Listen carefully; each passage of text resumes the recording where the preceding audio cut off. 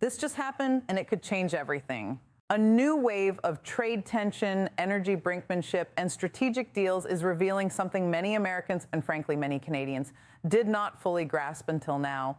Canada is not just a friendly neighbor with a long border and a polite image.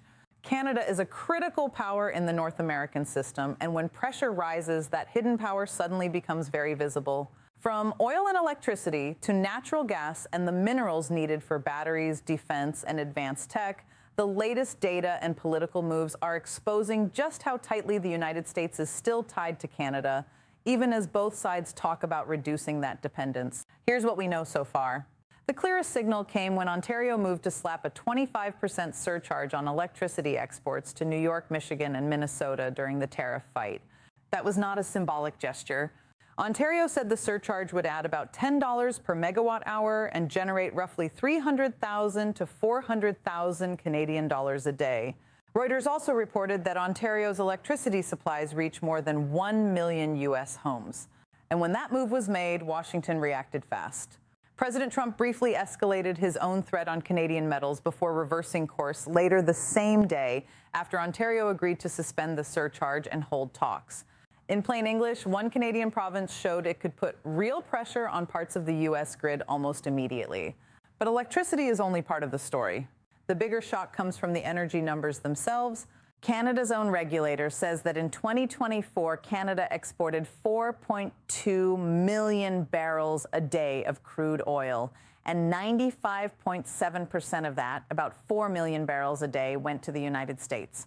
Those exports were worth 140.8 billion Canadian dollars. The same official snapshot says Canada supplied 61.7% of U.S. crude oil imports, close to 100% of U.S. natural gas imports, and 81.6% of the electrical energy imported by the United States. That does not mean America runs on Canadian energy alone, but it does mean that when the U.S. imports energy, Canada is overwhelmingly the dominant supplier.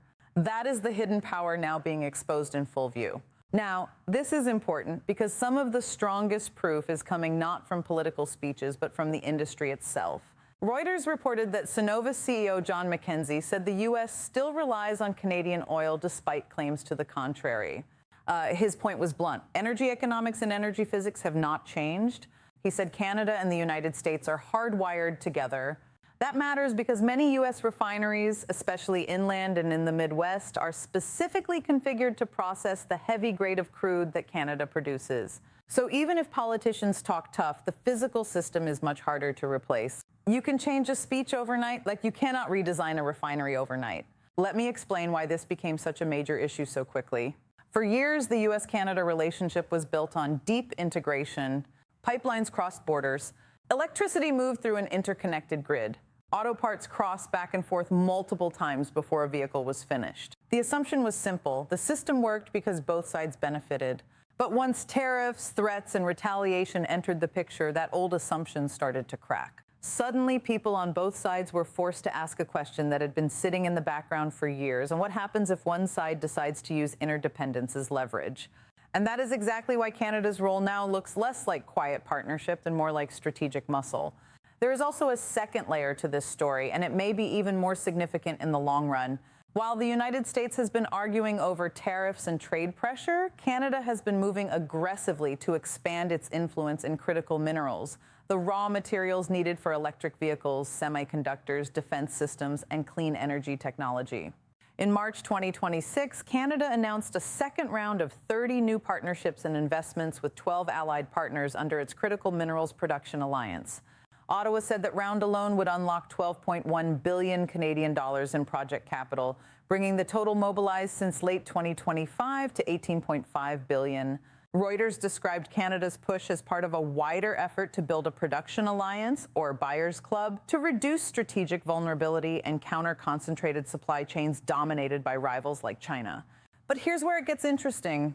Canada is not making these moves in isolation. Reuters reported that Australia joined Canada's G7 Critical Minerals Production Alliance, with both countries together producing about a third of global lithium and uranium and more than 40% of global iron ore.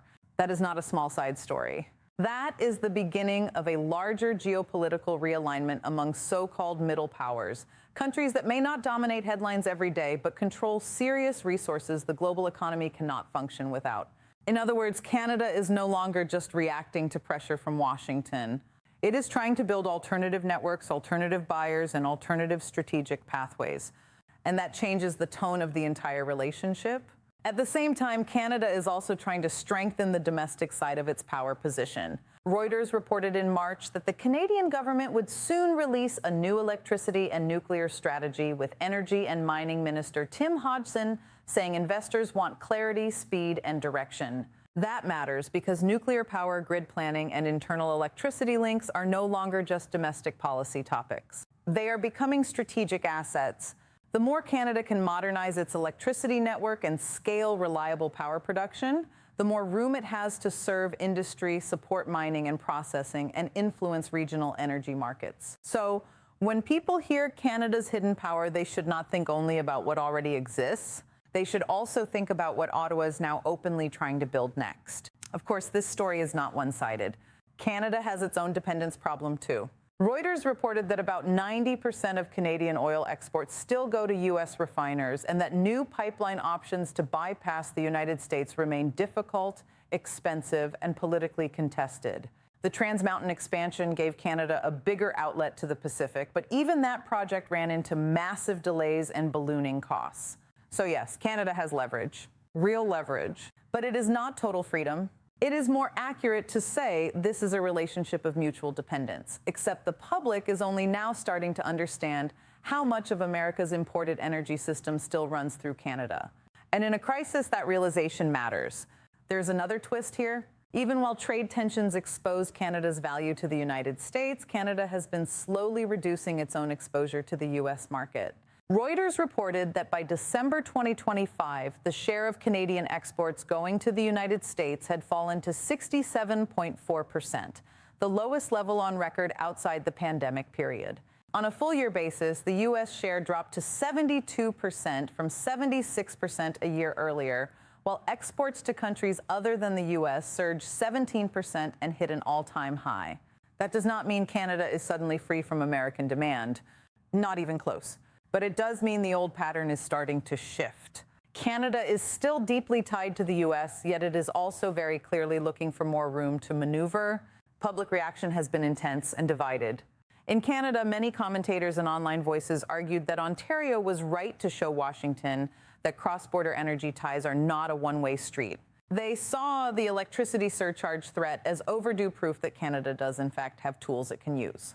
Others warned that once energy becomes a weapon, everybody loses: consumers, businesses, and markets on both sides of the border. In the United States, the reaction was equally mixed. Some saw the move as hostile. Others saw it as a wake-up call about how much key infrastructure still depends on foreign supply, even from a close ally. That debate spread fast because it touched nerves that go beyond trade: sovereignty, resilience, cost of living, and national security. And the economic anxiety is real. Reuters reporting from Windsor, Ontario, one